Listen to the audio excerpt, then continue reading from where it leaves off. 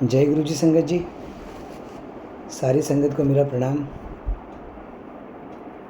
आज गुरु जी ने मौका दिया है फिर से एक सत्संग करने का, और आज मूड बहुत अच्छा है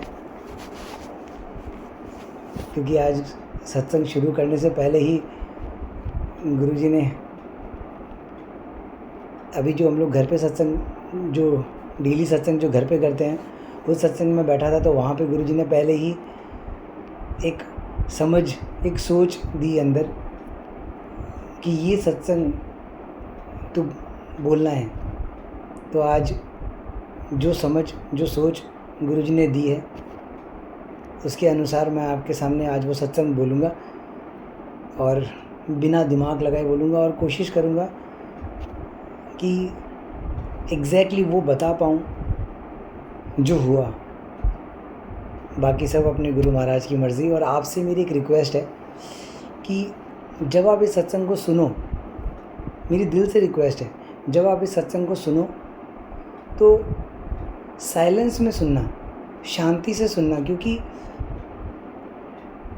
ऐसे कोई भी सत्संग आप सुनो, आपको एक साइलेंस में ही सुनना चाहिए, एक शांति में ही सुनना चाहिए, क्योंकि सत्संग एक वाइब्रेशन क्रिएट करता है, एक एनर्जी क्रिएट करता है। और वाइब्रेशन के बारे में मैं आपको एक छोटी सी बात बताऊं कि गुरु जी ने जो समझाई कि वो परमात्मा गुरु जी आपका काम जिस तरह से करते हैं, मैं काम की बात इसलिए बोल रहा हूँ क्योंकि हम लोग काम की ही भाषा समझते हैं, तो जिस तरह से वो आपका काम करते हैं वो सारा काम वाइब्रेशन के थ्रू होता है। फिज़िकल रूप में कभी गुरु जी ने आके, मैं नई संगत के लिए बता रहा हूँ, एक शारीरिक रूप में मत देखो, परमात्मा को परमात्मा की तरह देखने की कोशिश करो और समझो इस बात को कि वो फिज़िकल रूप में आके आपसे हाथ नहीं मिलाता या आपके कंधे पे हाथ रख के नहीं चलता। एक वाइब्रेशन आपके अंदर से ही क्रिएट होती है जब आप उसको याद करते हो। उस वाइब्रेशन, वो एक तरंग, वाइब्रेशन एक तरंग है। उस तरंग के बेस के ऊपर एक विश्वास की जो तरंग बनती है, एक वाइब्रेशन बनती है ना, वो उसके ऊपर समझो कि कदम रख कर वो उस गुरु तक पहुंचती है आपकी बात, उस तरंग पर, उस वाइब्रेशन पे, और उस गुरु को कनेक्ट करती है। और इस माध्यम से जब गुरु का कनेक्शन आपके साथ जुड़ता है तो उसी वाइब्रेशन के थ्रू वो आपका काम करता है। आप देखना कि जब भी आप गुरु को याद करते हो ना, आपका काम अचानक से डायरेक्शंस बदलना शुरू हो जाते हैं। थोड़ी किसी ने कुछ आके कुछ किया, आपके अंदर ही सब कुछ हुआ है, आपके अंदर ही एक सोच पैदा हो जाएगी। अचानक से आप जिस तरफ जाओगे वो डायरेक्शंस आपको उधर ही लेके जाएंगे जिस तरफ आपको एक्चुअल में जाना था, और वो काम पूरा हो जाता है। फिर आप गुरु जी को थैंक यू कहते हो कि ये गुरु जी मेरा काम बन गया, थैंक यू सो मच। आप उनको शुक्राना भी करते हो, सब कुछ करते हो। लेकिन असल में तो ये एक वाइब्रेशन है, असल में तो ये एक कनेक्शन है गुरु के साथ जो बनता है, जो दिखता नहीं, और उसी के बेस के ऊपर ये सारा काम होता है, उसी के बेस के ऊपर ये सारी ब्लेसिंग्स आपको मिलती है। तो जो गुरु महाराज ने मुझे अभी समझाया वो मैंने आपको बताया है, क्योंकि मैंने अपनी ज़िंदगी में इस चीज़ को पहले समझा, देखा, समझा, और फिर जाके इस कॉन्फिडेंस के साथ आपको बोल पा रहा हूँ कि ऐसे होता है। तो अब ना मैं उस सत्संग की शुरुआत करता हूँ जो आज गुरु जी महाराज ने मुझे आज्ञा दी है सुनाने के लिए। और है ना, आपको एक बात और बोलता हूँ कि एक समय पर है ना आकर हर इंसान को अपना शरीर छोड़ना पड़ता है, सबको, हर जीव को छोड़ना होता है। मुझे भी छोड़ना होगा, आप सबको भी छोड़ना होगा। लोग उसको ऐसे कहते हैं कि वो मर गया, मगर एक्चुअल में मरा आत्मा कभी मरती ही नहीं ना, वो तो शरीर बदलती है। आज आप इस शरीर में हो, कल आप किसी और शरीर में होगे। अच्छे कर्म किए हैं तो आप वापस इंसान की जो नहीं पाओगे। अगर आपने ऐसे कर्म किए हैं जो उस श्रेणी के लिए बिलोंग करते हैं तो आप देवता की या देवी देवताओं की श्रेणी में भी जाओगे, वो भी एक जून है। अगर आपने बुरे कर्म किए हैं तो कहीं ना कहीं किसी न किसी जानवर की, कीट पतंगा, आपने शब्द में भी सुना होगा, आप वैसे ही जोन पाओगे। तो जिस तरह के जैसे कर्म वो वैसी जोन पाएगा। लेकिन हर इंसान जाएगा ज़रूर यहाँ से। तो जो लोग कहते हैं ना कि वो मर गया, ऐसे कहते हैं वो मर गया, तो उसी मरने के ऊपर मैं बोल रहा हूँ कि जब मैं मर जाऊँ ना, यानी मेरा ये शरीर ख़त्म हो जाए ना, उस दिन ये सत्संग चलाना, क्योंकि ये सत्संग मेरे मतलब इससे ऊपर मुझे कोई सत्संग ही नहीं लगता। कोई भी सत्संग इससे ऊपर मुझे नहीं लगता मेरे लिए। मैं पर्टिकुलरली बात कर रहा हूँ कि मेरे लिए इस सत्संग से ऊपर कोई सत्संग नहीं है, क्योंकि ये मेरे दिल के बहुत बहुत बहुत करीब है। ये वो नींव है, ये वो नींव है मेरी गुरुजी के साथ जो जर्नी है ना, उसकी नींव है ये। और उसके बाद वो पेड़ निकला, और वो पेड़ धीरे धीरे टहनियाँ निकलती गई, फिर पत्ते लगे, फिर फूल लगे, फिर फल लगे, और वो चल रही है आज भी। लेकिन जो नींव रखी गई थी ना, वो नींव की कहानी एक सत्संग के तरह से आपको आज सुनाने का मन है, जो गुरुजी ने मुझे बताया। संगत जी मुझे आज्ञा दे, मैं शुरू करने जा रहा हूँ। तो ये शुरुआत जो हुई ना, ये हुई 2016 में। जो मुझे याद है, सन मुझे एग्जैक्टली याद नहीं, लेकिन मुझे ऐसा याद है कि 2016 की ही बात है ये, लेकिन उसके आसपास की बात है, 2-4 महीने ऊपर नीचे भी हो सकते हैं। लेकिन 2016 की बात है कि मैं दिल्ली गया था। तो दिल्ली जाने के बाद मेरी दीदी सबसे पहले, हमारे पूरे परिवार में सबसे पहले जो जुड़ी थी, वो दीदी जुड़ी थी गुरुजी के साथ। सबसे पहले दीदी को गुरुजी ने बुलाया अपने पास, और दीदी को अपने से जोड़ा। और दीदी को एक ही बार में गुरुजी ने अपने साथ जोड़ लिया था। वो फर्स्ट डे से ही उनकी हो गई थी मतलब।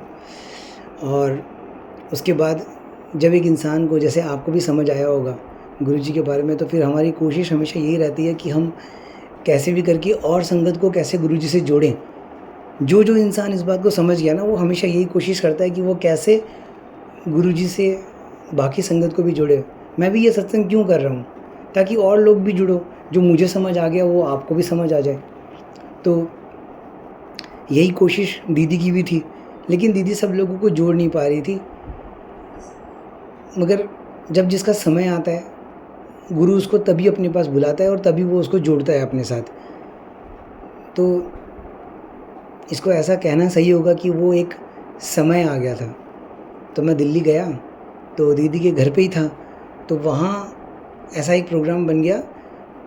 वैसे तो बड़े मंदिर जाने का प्रोग्राम बन रहा था दिल्ली में, मगर मेरा मन नहीं था, क्योंकि मुझे पहले शुरू से ऐसा था कि मुझे ये गुरुओं के चक्कर में ये सब नहीं पढ़ना है। तो दीदी शायद ऐसा लगता था, दीदी पहले से किसी चीज़ों में फंसी हुई थी, जो सच है, किसी चीज़ों में फंसी हुई थी।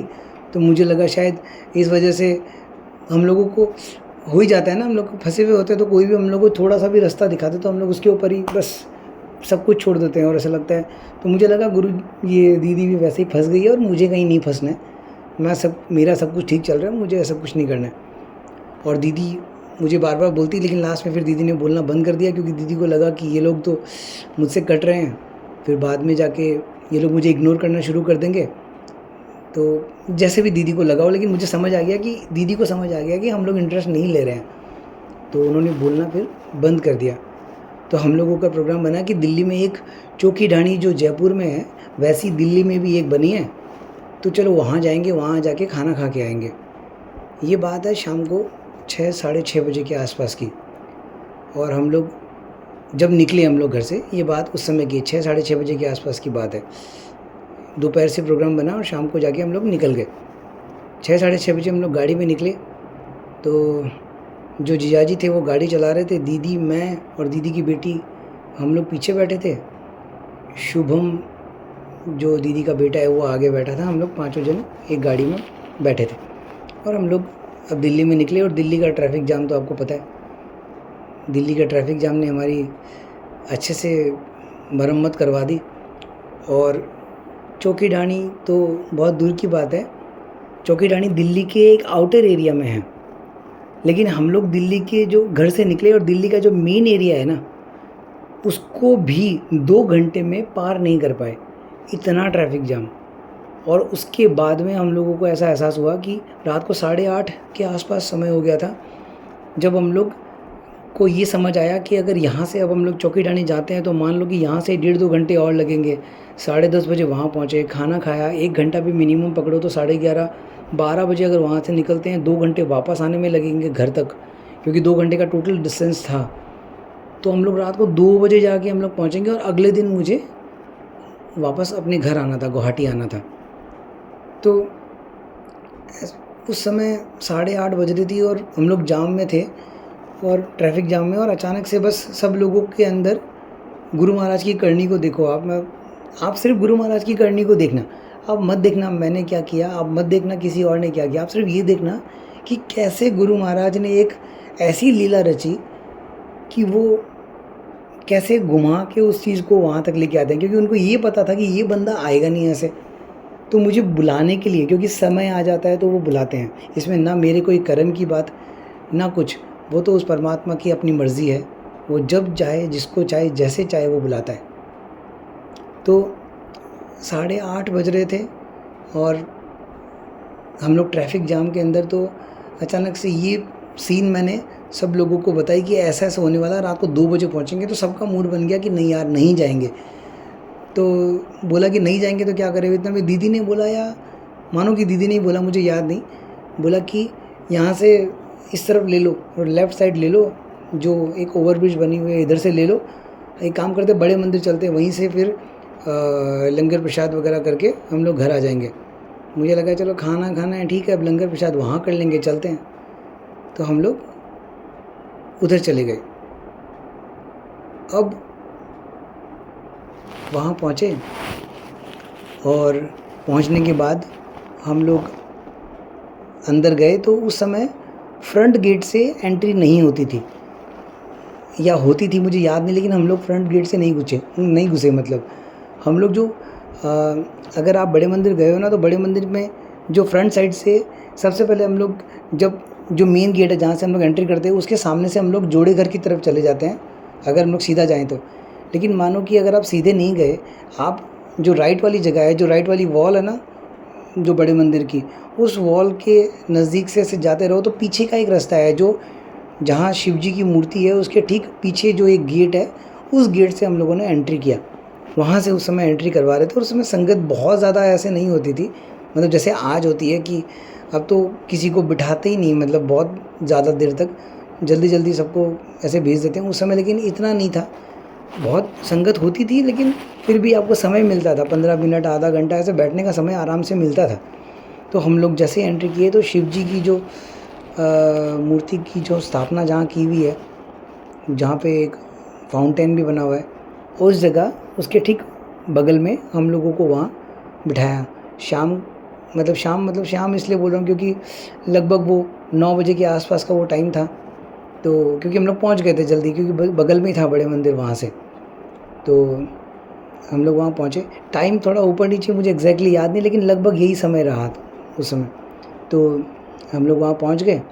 पहुँचने के बाद सबसे पहले वहाँ पे आया चाय प्रसाद, और सब लोगों को एकदम डिसिप्लिन के साथ शांति से वहाँ बिठाया हुआ है, और सेवादार सब अपनी सेवा में लगे हुए हैं। सबको एक एक ग्लास, स्टील के ग्लासेस थे, सबको स्टील के ग्लासेस में चाय प्रसाद मिल रही है गरम गरम, और ठंड का समय था थोड़ा सा, तो उस समय वो चाय प्रसाद मिलना भी एक अलग मज़ा था मेरे लिए। तो मैं वहाँ आराम से वो चाय प्रसाद मुझे मिली और मैंने अच्छे से वो चाय प्रसाद पी ली, और बड़ा आनंद आया मुझे लगा कि यार यहाँ तो बड़ा अच्छा इंतज़ाम है, मैं तो कुछ और ही सोच रहा था। ऐसे करके बस दिमाग में ऐसे चल रहा था और चीज़ों को एंजॉय कर रहा था मैं, और शांति से शब्द चल रहे थे वहाँ पे, और वो शब्द की आवाज़ कानों में अच्छी लग रही थी। पंजाबी में शब्द चल रहे थे तो समझ इतना ज़्यादा नहीं आ रहा था, लेकिन म्यूज़िक है और म्यूज़िक में मैं इंटरेस्टेड भी हूँ, तो मुझे अच्छा लग रहा था। लेकिन सामने जो मंदिर का हॉल मुझे दिख रहा था वहाँ से, और बस गेट का एंट्रेंस दिख रहा था, सीढ़ियों से जो आगे जात के वो जो एंट्रेंस आता है, वो मुझे एंट्रेंस दिख रहा था, और अंदर रोशनी दिख रही थी, वार्म वाइट जिसको कहते हैं, येलो टाइप की थोड़ी सी रोशनी, ऐसी रोशनी दिख रही थी। मुझे लगा इसके अंदर पता नहीं क्या है, हम लोगों को तो बाहर बिठाया है, अब मैं सोचूं यहाँ से, अब अंदर तो जा ही नहीं पाए, अब तो चाय प्रसाद भी यहाँ हो गया, तो मुझे लगता है यहीं से रवाना कर देंगे। लेकिन फिर इतने में ही सबको उठाया गया कि उठो उठो उठो। तो सब लोग उठे और बहुत पीसफुली और साइलेंटली सब लोग उठे, कोई हल्ला, कोई शोर शराबा नहीं, सब चुपचाप आराम से उठे। फिर सब लोगों को एक लाइन में ही जैसे जैसे लाइन में बैठे थे वैसे वैसे एक एक करके लाइन को भेजा गया, और इस तरह से सामने से होते हुए सीढ़ियों से चढ़ते हुए हम लोग मंदिर के हॉल में एंटर करने लगे। तो मुझे अच्छा लगा और एक क्यूरियोसिटी बनी हुई थी कि अब जिस चीज़ को देखने के लिए सोच रहा था मैं बाहर बैठे बैठे, अब देखेंगे उसको। तो जैसे मैं हॉल के अंदर एंटर किया मैंने, तो इतनी प्यारी वो रोशनी, मैं रोशनी बोलूँगा क्योंकि वाइब्रेशन वगैरह मुझे उस समय समझ नहीं आती थी। आज ऐसा लगता है कि शायद वो वाइब्रेशन है जो मुझे उस समय कैच कर रही थी। इतना सुंदर लग रहा था सब कुछ, मुझे लगा कितना ही सुंदर बनाया है इसको। मैं हर तरफ देख रहा था, मैंने वो जितने भी गुरुजी के स्वरूप लगे हुए थे उसको देखा। ऊपर शिवलिंग की और शिवलिंग जो बना हुआ है उसके अंदर गैप है, जो बाहर से तो शिवलिंग नज़र आता है लेकिन अंदर से देखो तो एक पूरा गैप है अंदर। तो वो गैप ऐसे करके दिखा, एक सर्कल में, मतलब हाफ सर्कल में वो बनाया हुआ है मंदिर ऊपर से ऐसे। और फिर सामने शिव जी की मूर्ति लगी हुई थी, गुरु नानक देव जी की मूर्ति लगी हुई थी। और फिर इस तरफ मैंने, सब लोग गद्दी की तरफ, कोई नहीं जा रहा था, सब लोगों को इस गेट से उस गेट से, इधर से एंट्री उधर से एग्ज़िट, तो ऐसे ही था। तो बहुत जल्दी से सब कुछ हो रहा था। तो मैंने उस गद्दी की तरफ देखा तो मुझे लगा ये गद्दी खाली क्यों है। तो फिर मुझे ऐसा लगा कि शायद हो सकता है यहाँ कोई बैठता है, लेकिन वो अभी है नहीं, कोई तो है जो यहाँ बैठता है। श्योर नहीं था मगर ऐसा लगा कि शायद कोई तो है जो यहाँ बैठता है और वो दिख जाए तो मज़ा आ जाए, लेकिन कोई दिखा नहीं। और उस सस्पेंस में ही वो टाइम निकल गया और मैं पार हो गया। पार होकर जो मुझे याद है उस समय पे जो लंगर प्रसाद करवाया जाता था वो बेसमेंट में करवाया जाता था उस समय।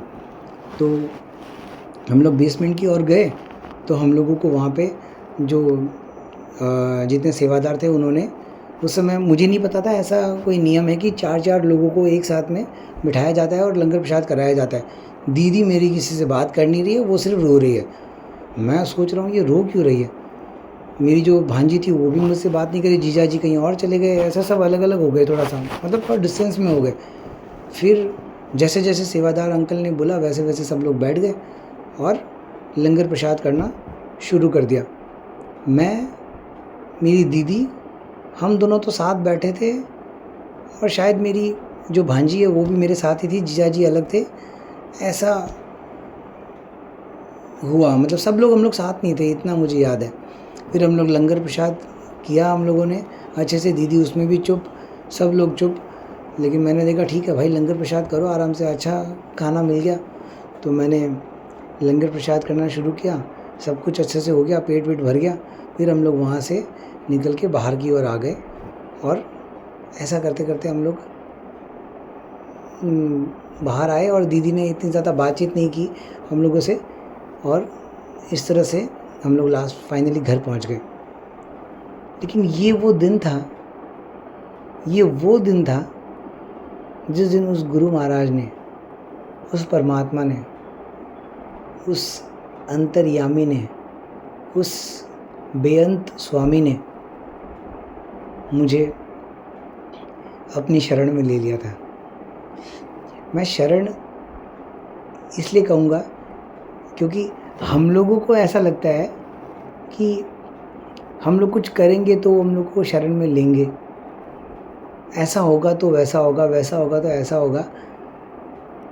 मगर एक सच्चाई आप सब लोगों को बता रहा हूँ कि एक बार अपनी पूरे जीवन में अगर एक बार भी अगर आपने गुरुजी का सत्संग अटेंड किया है, सत्संग अटेंड किया, मैं इसलिए बोल रहा हूँ, इसको मुझे बोलना किसी और तरह से चाहिए, वो ये है कि अगर एक बार भी ज़िंदगी में आप गुरु के सामने आए हो, गुरु की नज़र में आए हो, एक बार भी अगर ज़िंदगी में, तो आप गुरु के पास पहुंच गए हो।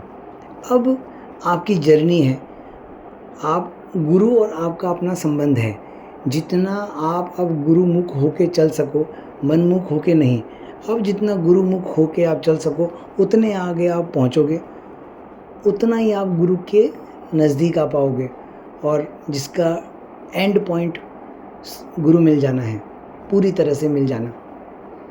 लेकिन आपकी एंट्री उसी दिन हो जाती है गुरु के साथ। वो जर्नी शुरू हो जाती है जिस जर्नी का एक आत्मा को जन्म जन्मांतर से इंतज़ार होता है। वो जर्नी आपकी उस दिन शुरू हो जाती है जिस दिन आप गुरु की एक बार भी नज़र में आ गए। एक बार भी नज़र में आ गए। नज़र में आने का तरीका क्या है? या तो आप गुरु की सत्संग में एक बार कहीं ना कहीं, कोई भी सत्संग हो, उसमें आप एक बार अगर पहुँचे हो बस, और आपने एक बार 1 सेकंड के लिए भी वो गुरु से कनेक्शन मिलाया है अपना, 1 सेकंड के लिए भी, उसके लिए भी आपको कुछ नहीं करना, वो भी गुरु महाराज खुद ही करते हैं। आपका काम सिर्फ इतना ही है कि आप अपने उस मन को कंट्रोल करके, कैसे भी करके एक बार उस सत्संग में पहुंच जाओ। क्योंकि मैंने देखा है कि कुछ संगत को मैंने भी बहुत बार इनवाइट करने की कोशिश की, बहुत कुछ समझाया, लेकिन जिस दिन सत्संग होता है ना, उस दिन वो वहाँ पहुँच नहीं पाते। क्यों? क्योंकि वो जो दूसरी एनर्जी है ना, जो नहीं चाहती कि आप वहाँ नहीं पहुँचो, वो एनर्जी भी गुरुजी की बनाई हुई है। नेगेटिव पॉजिटिव दोनों गुरुजी की बनाई हुई है, लेकिन खेल है परमात्मा का।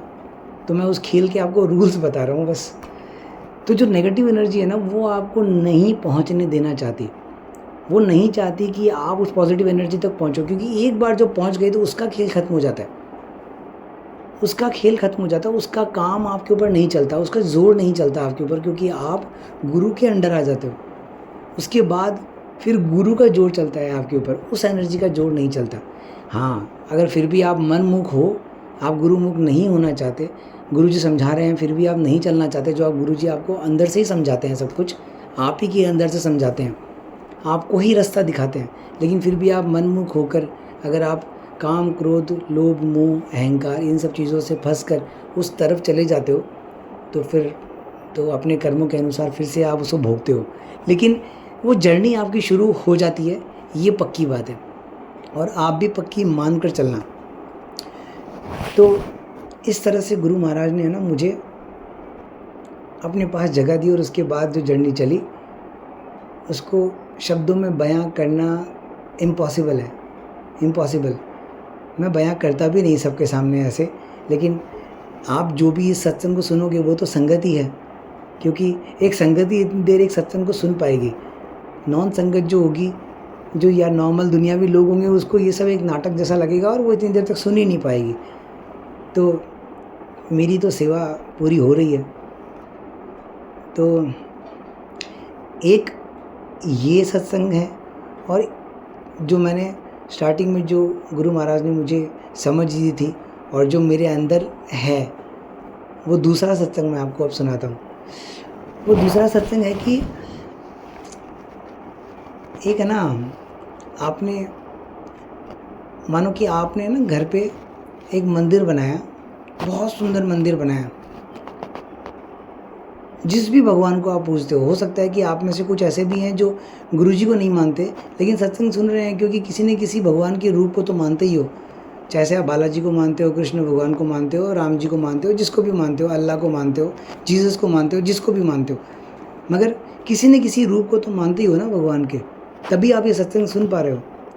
तो अगर आप किसी भी रूप को अगर मानते हो, और सोचो, इमेजिन करो सिर्फ इस बात को कि आपने उस परमात्मा के उस रूप के लिए ना एक दरबार बनाया, आपने, आपके इस शरीर ने वो दरबार बनाया, जो कि बनवाता भी वो खुद ही है। तो आपने वो दरबार बनाया और उसमें वो परमात्मा बैठता ही नहीं है कभी। कैसा लगेगा आपको? और कैसा ही दरबार है वो जिसमें वो कभी बैठता ही नहीं। और हमारे गुरुजी, क्योंकि हम गुरुजी को मानते हैं तो इसलिए हम गुरुजी की बातें करेंगे। तो हमारे जो गुरुजी है ना, उनके लिए मैंने पहले भी आपको एक बताया था, ये बात बीच में आ गई तो मैं वापस आपको बताता हूँ कि 3 चीज़ों का हमेशा याद रखना, ध्यान रखना। सबसे पहला है कि गुरु की गद्दी सत्संग में होना बहुत इम्पॉर्टेंट है, क्योंकि गुरुजी आते हैं तो सबसे पहले गद्दी पर बैठते हैं। जैसे ही आप जोत करते हो तो गुरुजी आते हैं, और आते हैं तो वो गद्दी पर बैठते हैं, और ये पक्की बात है। दूसरा, जहाँ गुरुजी का सत्संग हो, जहाँ गुरुजी बैठे वहाँ रोशनी होनी चाहिए, अच्छी रोशनी होनी चाहिए। तीसरा, स्पीकर का साउंड जिसमें आप सत्संग सुनते हो, उसका साउंड एवरेज से ऊपर होना चाहिए। यानी मैं इसको ऐसे कह दूँ कि थोड़ा लाउड होना चाहिए, कमज़ोर साउंड नहीं होना चाहिए। कमज़ोर मतलब क्वालिटी वाइज तो जैसे आपकी क्षमता, जैसे गुरुजी ने आपको दी है वैसा स्पीकर लाओ आप, लेकिन स्पीकर की जो साउंड की जो रेंज है उसको अबव 50% से होनी चाहिए, ताकि वो आपको इतना क्लियर सुनाई दे कि आपका ध्यान इधर उधर ना जाए, आपका ध्यान पूरा सत्संग में हो। ये 3 चीज़ों का आप ज़रूर ध्यान रखना। तो गुरुजी ने क्या किया, मैंने आपको बताया कि अगर एक दरबार बना हो और दरबार में गुरुजी ना बैठे तो कैसा लगेगा आपको? मुझे तो बहुत बुरा लगेगा यार। जिसके लिए दरबार बनाया, एक घर खरीदा आपने, उसमें 1 करोड़, 1.5 करोड़, 2 करोड़ रुपए लगा दिए और उस घर में कोई रहता ही नहीं है। अरे ये कैसी बात है? तो गुरु महाराज ने क्या किया, ऐसी कृपा की मेरे ऊपर कि गुरुजी ने एक दरबार बना दिया मेरे पास, मेरे घर में। जो घर मुझे गुरुजी ने दिया, इसलिए मैं कहता हूँ कि मेरा घर, लेकिन सच्चाई सब जानते हो। और उस घर के अंदर गुरुजी ने अलमीरा के अंदर, जो मेरे घर जो रूम है ना, उस रूम के अंदर एक अलमीरा है, और एक अलमीरा की साइज़ आप जानते हो। उसी के अंदर ऊपर वाला जो फ्लोर है वो मेरे ख्याल से होगा, जिसकी हाइट है लगभग 3-3.5 फीट और ब्रेथ भी होगी 3-3.5 फीट। इतना बड़ा वो अलमीरा के अंदर एक दरबार है जो गुरुजी ने बनवाया। फिर गुरुजी उसके अंदर विराजमान हुए। वो भी एक बहुत प्यारा सत्संग है। कैसे कहीं और सत्संग के लिए गुरुजी ने वो स्वरूप वगैरह सब तैयार करवाए और मुझे पता ही नहीं था वो वहाँ जाने के बाद वो यहीं आ जाएंगे। इस तरह से वो गुरु नानक देव जी का एक स्वरूप, एक शिव जी का स्वरूप, फिर गुरुजी का खुद का स्वरूप, फिर एक ओम, एक ओमकार, ये सब का होना, और कैसे कैसे उन सब की तैयारियाँ होना और वो पूरा दरबार सजना, ये अपने आप में बहुत सुंदर बात थी।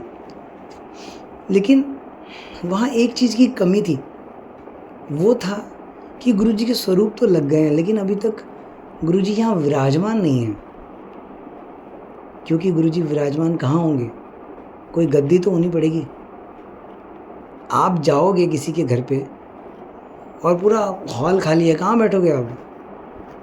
कहीं कोई सोफ़ा नहीं, कोई बिस्तर नहीं, कोई चटाई भी नहीं बिछी हुई है, आप बैठोगे कहाँ? आपके लिए एक गद्दी तो मुझे देनी होगी आपको बैठने। अगर मैं चाहता हूँ कि आप आके बैठो तो मुझे आपके लिए एक चटाई ही सही, लेकिन बिछानी तो होगी कि आओ, आप मेहमान हो, आप बैठो, तो वो बैठेंगे।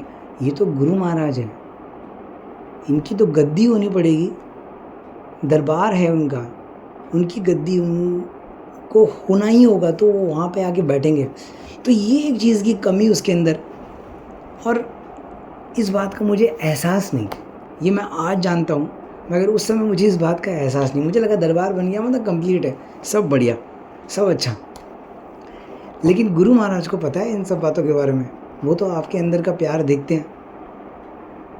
तो मेरा जन्मदिन आने वाला था और उसके मानो कि 1 महीने पहले मेरा जो बर्थ डेट है ना, मैं बताता हूँ आपको, मेरा बर्थ डेट जो है ना 3 अप्रैल 1985, ये मेरा बर्थ डेट है, 3/4/1985। तो जो मेरा बर्थडे आना था, इसके मानो 1 महीने पहले, लगभग मार्च की स्टार्टिंग, उस समय ऐसे ही घर पे थोड़ी चर्चा होने लगी कि इसका जन्मदिन आने वाला है, ये करेंगे वो करेंगे, ऐसे ऐसे। और मुझे कोई इंटरेस्ट नहीं था उसके अंदर, क्योंकि सब कुछ दुनियावी था। और आपके साथ भी ऐसा होता होगा कि एक समय के बाद में आपका मन खत्म हो जाता है, आपको ऐसा लगता है कि जब आपको वो दिख जाए ना, तो फिर ये सब चीज़ें इतनी मज़ेदार नहीं लगती। तो मैंने गुरुजी से कहा कि गुरुजी, मुझे ना आपसे एक गिफ्ट चाहिए अपने बर्थडे पर। मेरा बर्थडे है, मैं तो मांग सकता हूँ आपसे, मुझे आपसे एक गिफ्ट चाहिए बर्थडे पर, और वो दुनियावी नहीं हो सकता। क्योंकि अगर आप किसी को गिफ्ट दोगे तो क्या दोगे? पैसे दे दोगे, घर दे दोगे, बहुत कमाई दे दोगे, गाड़ी दे दोगे, बंगला दे दोगे। ये सब गिफ्ट आप से लेकर क्या होगा? ये तो दुनियावी चीज़ है और यहीं रह जाएगी। गिफ्ट तो ऐसा हो जिसको देख कर लगे कि ये आपसे मिला है। और मैं कुछ डिमांड नहीं करूँगा, मैंने आप पे छोड़ दिया, लेकिन बस इतनी सी डिमांड ज़रूर करूँगा आपके सामने। मैंने मांगा गुरुजी से मेरा बर्थडे गिफ्ट दो, लेकिन वो दुनियावी नहीं होना चाहिए।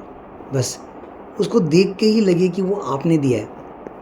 और ऐसा बोलकर मैं जब भी गुरुजी के सामने बार-बार जब भी आता ना, तो मैं गुरुजी के सामने आके सिर्फ एक ही बात ऐसे बोलता, उनको देखता और मन ही मन से कहीं ना कहीं उनको ऐसे बोल देता कि गुरुजी याद है ना। बस ऐसे उनको एहसास दिला देता, गुरुजी याद है ना। तो ऐसा करके चलता रहा। उसी दौरान क्या हुआ, एक संगत और जिसके साथ जो मैंने जीवन बिताया है, आज सत्संग में मौका मिला है बताने का, तो मैं आपको बताता हूँ कि वो मुझे वीसी बुलाती है, मैं उसको पीजे बुलाता हूँ। यही हमारी अपनी अपनी पहचान है, और इतना ही आप जानो तो ठीक है। तो हम दोनों के बीच ना एक ऐसा बॉन्ड बना दिया गुरुजी ने, एक ऐसा बॉन्ड जिसको अगर दुनिया देखी ना, दुनिया देख रही है, क्योंकि इतने टाइम से देख रहा हूँ मैं उस चीज़ों को, तो दुनिया देख के तो एक लड़की और लड़का उसका रिलेशन बता देती है, जो आप सब लोगों को पता है, क्योंकि दुनिया बहुत समझदार है और दुनिया अलग अलग तरह के रिलेशनशिप बनाती है और बहुत कुछ करती है। मगर अंदर जब गुरुजी विराजमान हो ना आपके पास, आपके अंदर, तो फिर आपको इन सब चीज़ों की इतनी परवाह नहीं होती और आप अपनी मस्ती में जीते हो। हम दोनों ने साथ मिलकर, या इसको मैं ऐसे बताऊं कि गुरुजी ने हम दोनों को साथ मिलाकर, शायद इस बात को आज 3 साल हो जाएंगे, आज लगभग 3 साल हो गए इस बात को, क्योंकि ये बर्थडे की बात है तो 3 साल क्रॉस हो गए। हाँ, 4th ईयर रनिंग है। हम दोनों ने साथ में मिलकर जितने सत्संग जिए हैं, एक ही सोसाइटी में रहते हैं हम लोग, और एक साथ हम लोगों का हमेशा वॉक करने का टाइम एक ही है, शाम का। और उस समय हम लोग मिलते और 1 घंटे तक लगातार, 1.5 घंटे तक लगातार वॉक करते, और हमारे पाँव कभी नहीं दुखते और हमारे मुंह पे सिर्फ एक ही बात होती, गुरुजी। बीच में बात होती गुरुजी और एंड पे बात होती गुरुजी। और हमेशा एक चेहरे पर ऐसी मुस्कुराहट और शरीर में कोई भी थकावट नहीं, और बस एक आनंद होता, एक आनंद। ऐसे लगता है जैसे कि मुझे उससे बात कर कर और उसे मुझसे बात कर कर ऐसा महसूस होता है जैसे कि हम लोग अपने आप से ही बात कर रहे हों, और हम लोग सत्संग करते, बस सत्संग करते, और पागल की तरह सत्संग करते। वो पागल जिसको सिर्फ या तो वो परमात्मा जानता है, या फिर हम दोनों जैसे कोई एक मिल जाए तो वो जानता है, बस। उसके अलावा उस पागल को कोई नहीं जानता दुनिया में। उसको दुनिया में वही लोग उतने ही जानते हैं जितना वो चेहरे से दिख रहा है। उसके अंदर के पागल को या तो गुरुजी ने जाना होगा या उसने जाना होगा, बस। ऐसा आपके साथ भी कोई होगा जिसको गुरुजी ने आपके लिए किया है, या तो वो मिल चुका है और या मिल जाएगा आपको। तो उस संगत के अंदर क्या किया गुरुजी ने कि उस 1 महीने पहले, मेरे बर्थडे से 1 महीने पहले, उसके अंदर एक सत्संग में बैठी है वो, और उसके अंदर एक ऐसा विचार उसको दिखने लगा है, ऐसा कुछ सत्संग के अंदर बैठे बैठे, कि जैसे एक पेपर के ऊपर एक पेपर, फिर उसके ऊपर एक पेपर, उसके ऊपर एक पेपर, ऐसा एक बंच बन रहा है। ये उसने सुनाया मुझे, वो मैं आपको अब सुना रहा हूँ कि ऐसा एक बंच बन रहा है। तो उसको समझ नहीं आया, लेकिन पूरे सत्संग के दौरान ये चीज़ें चलती रही, तो उसको समझ नहीं आ रहा था ये हो क्या रहा है, लेकिन बार बार आ रही थी। तो उसने बोला कि सत्संग के दौरान, और मैं आपको भी बोलूँगा ये बात, कि जब भी आप अगर गुरु के ध्यान में हो, और या कहीं ना कहीं से कोई फोर्सफुल हो रही है कोई भी चीज़, अगर आपका ध्यान एक ही चीज़ की तरफ बार बार जा रहा है और आप गुरुजी के ध्यान में हो कहीं ना कहीं, तो एक बार के लिए उधर ध्यान ज़रूर देना और कोशिश करना समझने की कि ये है क्या।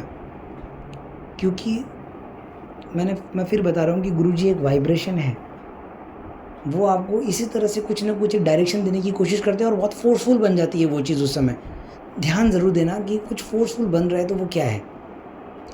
जब आपका ध्यान गुरुजी की तरफ हो, लेकिन ज़बरदस्ती सोचने की कोशिश मत करना, दिमाग लगाने की कोशिश मत करना, वरना वो चीज़ें वैसे काम नहीं करती।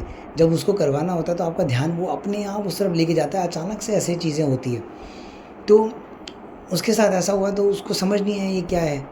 और मेरी ऐसी उससे कोई बात नहीं हुई कि मैंने गुरुजी को ऐसे बर्थडे गिफ्ट के लिए कुछ बोला। तो उसने क्या किया, वो जो बंच उसको नज़र आ रहा था, उसने जो अपना ये होता है ना कार्टून पेपर, जो जैसे कार्टून बनते हैं इस तरह के पेपर से, इस तरह के वो 3-4 लेके ऐसे करके जॉइन करके कुछ एक बना दिया। तो देखा तो वो बन गया। अब उसको समझ नहीं आया ये बन तो गया, ये क्या बन रहा है। वो अगले दिन फिर से सत्संग में बैठी। अब वो धीरे धीरे चीज़ आगे बढ़ने लगी। वो चीज़ें अब उसको साइड में बाउंड्रीज नज़र आ रही है।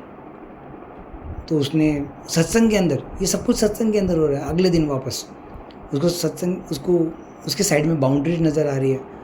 तो उसने बाउंड्रीज लगाना शुरू कर दी। उसने वो घर गई, उसने फिज़िकल रूप में उसने उसके बाउंड्रीज लगाना शुरू कर दिया। तो उसने देखा कि ये कुछ बॉक्स जैसा कुछ बन रहा है। तो उसने बॉक्स जैसा बना दिया। अब आपका दिमाग अपने आप काम करना शुरू कर जाता है। अब जब भी आप सत्संग में बैठते हो तो आपको वो चीज़ अपने आप याद आती है। अब गुरु महाराज उसके साथ कनेक्शन जोड़ते हैं। जैसे जैसे गुरुजी उसको वो चीज़ें दिखाते गए, वैसे वैसे वो देखती गई और उसने उसको बनाना शुरू कर दिया। और वो देखते देखते देखते देखते एक चेयर का रूप ले लिया उसने। मैं ऐसे कहूँगा कि चेयर का रूप ले लिया उसने। अब वो चेयर एक बन गई जिसकी साइज़ होगी 12 इंच, यानी 12 इंच नहीं, 12 इंच ज़्यादा हो गया क्योंकि 1 फीट हो गया, लेकिन वो 6 इंच उसकी ब्रेथ होगी और जो उसकी हाइट होगी वो होगी लगभग 3 इंच या 2-2.5 इंच। इतनी छोटी एक गद्दी, मानो एक हथेली जितनी बड़ी उसकी चौड़ाई, और हाइट आपकी उंगली जितनी उसकी हाइट। इतनी छोटी सी एक गद्दी तैयार हो गई। और रेड कलर का उस पर, जैसे गुरु महाराज की गद्दी आपने देखी ना, गोल्डन पेंट है और रेड कलर की गद्दी, वैसा ही वो गद्दी बन गई। लेकिन शेप वो नहीं, शेप अलग। लेकिन वैसी जैसे जैसे उसको गुरुजी ने वो गद्दी दिखाई तो वैसे वो गद्दी बन गई। मैं कोशिश करूँगा, अगर मुझे याद रहा तो लास्ट में मैं उस गद्दी की एक फ़ोटो ज़रूर इस पर अपलोड करने की कोशिश करूँगा, जो सबसे लास्ट में होगी। तो आप बार बार बीच में देखने की कोशिश मत करना, वो सबसे लास्ट में होगी। उसका स्वरूप जो है ना, वो सबसे लास्ट में मैं अपलोड कर दूँगा। तो वो गद्दी वहाँ तैयार हो गई। अब वो गद्दी छोटी सी बन गई। अब उसको समझ नहीं आ रहा है ये गद्दी बनवा तो ली है, गद्दी नहीं, मैं गद्दी नहीं बोलूँगा, उसको चेयर बोलूँगा। चेयर, ये चेयर बनवा तो ली है छोटी सी, लेकिन इसका करना क्या है। उसने तैयार तो कर लिया। अचानक से उसको इस बात का पता चला, उसको पता नहीं था उस समय, क्योंकि वो हम लोगों का शायद फर्स्ट ईयर ही था जब हम लोग दोनों की मुलाकात हुई। तो इतना नहीं था कि वो मुझे गिफ्ट दे या ऐसा कुछ। तो उसके जहन में ऐसे आया, 3-4 दिन ही हुए थे, 3-4 दिन मतलब बचे थे मेरे बर्थडे के। तो उसको ऐसा एहसास हुआ कि इसके घर पे दरबार तो है, तो एक काम करते हैं, ये जो चेयर है ये इनको दे देते हैं, क्योंकि गुरुजी की चेयर तो होती है ना, तो इनको दे देते हैं। और ऐसा डिसाइड कर लिया। लेकिन उसको शर्म आ रही है कि इतनी सिंपल सी छोटी सी एक क्या कार्टून जैसा कुछ बन गया है। और वो जो गद्दी बनी, मैं आपको बता दूं कि आपको देखने में ऐसा लग रहा होगा कमज़ोर, लेकिन कमज़ोर नहीं। वो पहले पेपर से बनी, फिर उसके बाद में उसके ऊपर उसके नीचे प्लाई नहीं, क्या बोलते हैं उसको, माइका लगी। तो उससे वो स्ट्रॉन्ग बन गई थी, इतनी कि स्ट्रॉन्ग हो वो। तो ऐसे अच्छी एक गद्दी बन गई थी वो। तो उस गद्दी के बारे में उसको ऐसा लग रहा है कि ये गद्दी तो मुझे इनको देनी चाहिए, लेकिन शर्म भी आ रही है कि ये क्या ही है, क्या ही देना है इसका, क्या सोचेगा सामने वाला इंसान। एक ऑर्डिनरी सी ऐसी एक चीज़ लेके आई है और इसको गिफ्ट बता रही है, मतलब ऐसा वो सोच रही है अपने अंदर। तो हम लोग को ऐसा सोचते सोचते वो दिन आ गया जिस दिन मेरा जन्मदिन था, यानी 3 तारीख आ गई। अब उसने मुझे बोला कि मुझे एक बार आपसे मिलना है। तो मैंने बोला कि ठीक है, आज तो मेरा बर्थडे है तो मिलना तो ऐसे मुश्किल है। तो उसने बोला कि अगर आप बस 5 मिनट भी मिल पाओ तो मुझे एक बार आपसे मिलना है। तो मैंने बोला कि ठीक है, मैं कोशिश करता हूँ, अगर मिल पाया तो मैं बताऊँगा। तो शाम के समय मुझे थोड़ा-सा, शाम या दोपहर का समय था, हाँ, दोपहर का समय था, तो मैंने बोला कि ठीक है, अभी मिलते हैं। तो ऐसे बाहर नहीं मिल सकते थे क्योंकि ओपनली ऐसे ज़्यादा मिलेंगे कहीं तो है ना ज़माना, बहुत कुछ बातें बना लेता है। तो हम लोगों ने कहा कि ठीक है, एक काम करते हैं, किसी एक रेस्टोरेंट में कहीं पे मिलते हैं, एक चाय पी के हम लोग वहाँ से फिर फ्री हो जाएंगे। तो बोला कि ठीक है। तो हम लोग एक रेस्टोरेंट में गए, वहाँ बैठे, तो उसने मुझे बर्थडे विश किया, और बर्थडे विश करने के बाद एक लाल कलर की पैकेट में वो लेके आई थी।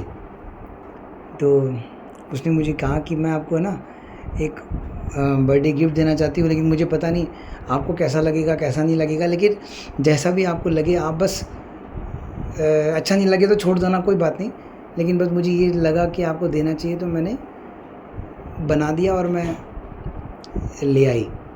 मैंने बोला कोई बात नहीं, तुम लेके आओ, बस दिखाओ। तो उसने अपने उस रेड कलर की पैकेट से वो गद्दी बाहर निकाली। नहीं, उसने निकाला नहीं, उसने मुझे दिया और मैंने वो गद्दी उसमें से पकड़कर बाहर निकाली। जैसे वो गद्दी मेरे हाथ में आई ना, आप, मेरा जो पहला सत्संग था ना, जिसके अंदर गुरुजी ने मुझे एक ओम देकर मुझे एक नया जीवन दिया था, वो सत्संग आप सुनोगे तो आपको पता चलेगा, एक नया जीवन दिया था मुझे। उस दिन गुरुजी से मेरा जुड़ाव हुआ था, पक्का जुड़ाव जो बोलते हैं ना, वो जुड़ाव हुआ था उस दिन। मुझे उस दिन भी शायद उतनी खुशी नहीं हुई होगी जितनी खुशी मुझे इस गद्दी को देखकर हुई। और मुझे लिटरली याद है कि 2 से 3 मिनट तक तो मेरे मुंह से आवाज़ ही नहीं निकली और आँख से बस आँख भर गई थी पूरी, क्योंकि मुझे याद था कि मैंने गुरुजी से कुछ मांगा है। और उस समय मुझे याद आया, क्योंकि मैं भूल गया था इस बात को, मुझे याद नहीं रहा कि, मतलब ऐसे जहन में था मगर याद नहीं था कि मैंने गुरुजी से मांगा और वो मेरी इच्छा पूरी करने वाले हैं, ये सब बात कुछ भी याद नहीं थी। और अचानक से जैसे ही वो गद्दी मेरे हाथ में आई तो मुझे याद आया कि मैंने गुरुजी से मांगा था और गुरुजी ने तो अपनी गद्दी ही दे दी। गद्दी मिलने का मतलब मैंने आपको पहले बताया कि एक बार जो गुरु की गद्दी आपको मिल जाए और दरबार में वो लग जाए और गुरु आप, इसका मतलब ही ये है, इस गद्दी का वहाँ लगने का मतलब ही ये है कि वहाँ गुरु बैठता है, वरना वो गद्दी वहाँ होती ही नहीं, वो गद्दी वहाँ आती ही नहीं अगर गुरु को वहाँ नहीं बैठना होता। जिस क्षण आपके पास, आपके अंदर से ऐसा आ जाए ना कि यहाँ गद्दी होनी चाहिए और वो गद्दी वहाँ आ जाए, तो आप ये मान लेना कि वो गुरु ने तय कर लिया है कि वो यहाँ बैठेगा, और उस गद्दी की कदर भी उस तरह से ही करना। तो ये वो दूसरा सत्संग था जो मेरे दिल के सबसे ज़्यादा करीब है। ये 2 सत्संग, एक जब उस परमात्मा ने सबसे पहली बार मुझे अपने दर पर बुलाया, और दूसरा ये जब उस परमात्मा ने जो दर यहाँ बनाया उस दर पर अपनी गद्दी लगा ली और वो वहाँ बैठ गया। और उसके बाद उस गद्दी के अपने अपने अलग अलग कारनामे हैं जो गुरु महाराज उस गद्दी पर बैठकर करते आए।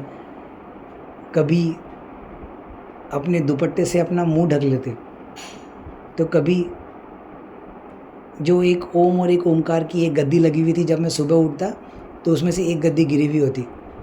और कितनी बार ऐसा होता कि उसमें एक गद्दी गिरी हुई होती, कितनी बार ऐसा होता कि उस जो स्वरूप उस गद्दी पे था गुरु महाराज का, उससे गुरु महाराज अपना एक दुपट्टे से अपना मुंह चेहरा से ढक लेते।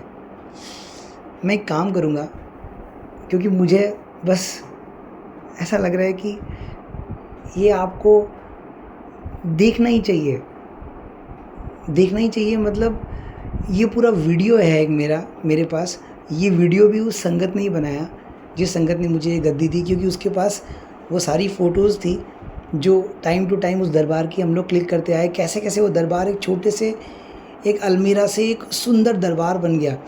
ये वो दरबार है जिसके अंदर मेरी जो मामा जी की बेटी है उसका अस्थमा, एक बार जब वो वहाँ पे सत्संग में आई, एक ही बार वो आई उस दरबार के अंदर, उसने सत्संग अटेंड किया आधे घंटे का, सिर्फ एक बार आई थी। और ये सत्संग मैं आपको कभी और सुनाऊंगा, मगर उसका 10 साल पुराना अस्थमा गुरुजी ने एक चाय प्रसाद से ठीक कर दिया था। एक चाय प्रसाद वो पी के गई और उसने 1 महीने बाद बताया कि उसका अस्थमा ठीक हो गया। ये एक अलग सत्संग है।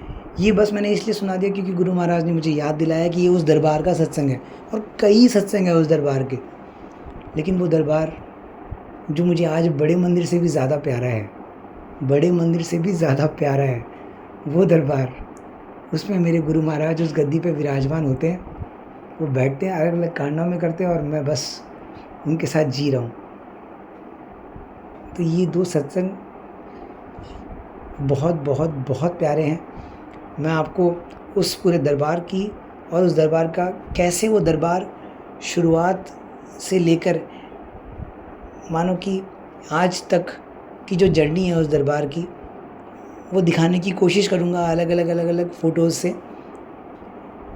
तो आपको अच्छा लगेगा, क्योंकि मैं उसको देख के बहुत रोता हूँ, क्योंकि मुझे ऐसा लगता है कि ये एक इतनी सुंदर जर्नी है जो मैंने जी है। मतलब यही सब है जो मैं अपने साथ लेके जाऊँगा, बाकी तो पैसे घर बार तो सब यहीं रह जाएंगे। ये जो याद, ये जो प्यार भरा कनेक्शन गुरु महाराज के साथ हम लोग आज जी रहे हैं, यही सारी तो चीज़ें हैं ना जो हम लोग लेके जाएंगे अपने साथ। वो गुरु महाराज की यही तो याद है जो अपने साथ लेके जाएंगे। कैसे जिया आपने उसके साथ, वो परमात्मा और ये आत्मा ने एक दूसरे के साथ कैसे जिया यहाँ पे। यही है उस परमात्मा का खेल, यही है वो मायापति की माया, जिसके अंदर हम लोग, जो उसका हो जाए वो दिव्य लीला की तरह जीता है, और जो उसका ना हो वो माया में जीता है। तो संगत जी, आप सब लोगों से मेरी एक अरदास है कि उस परमात्मा को देख पाओ तो देखो कि वो आया है धरती पर आप सबके लिए। जो समझ जाओ तो वो आपका हो जाएगा, जो नहीं समझ पाओ तो जन्म दर जन्म बदलते जाएंगे, और फिर वो आएगा एक दिन किसी दूसरे रूप में। और तब अगर उसको पहचान गए तो तब पार हो जाओगे। लेकिन वो पहले आया है, वो आज भी आया है, और वो कल भी आएगा, क्योंकि आज सच जुगाद सच है भी सच, नानक होसी भी सच। वो सच था, वो सच है, और वही सच रहेगा। आज्ञा दे संगत जी,